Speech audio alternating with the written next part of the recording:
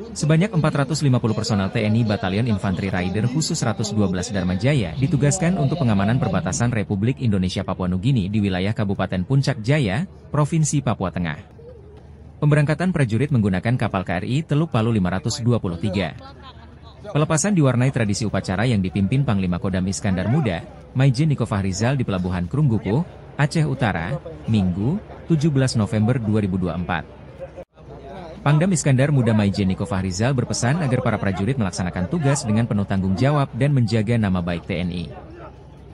Kita melepas pemberangkatan Batalion Infanteri 111 Dharma Jaya.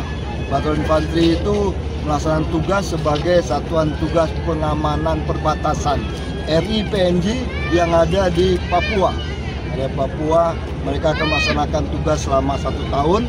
Dan dari sini dia akan melaksanakan latihan terpusatnya di Sanggabuana. Sanggabuana sudah itu baru melaksanakan tugas.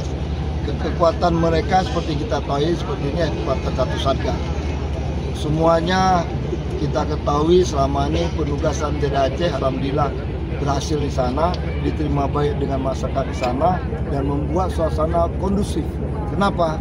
Kehadiran tentara dari Aceh di sana dan tentara lain tentunya itu memberikan rasa nyaman dan aman bagi masyarakat sehingga tetap bisa melaksanakan aktivitas seperti hari-hari biasa. Tim Liputan Aceh Video.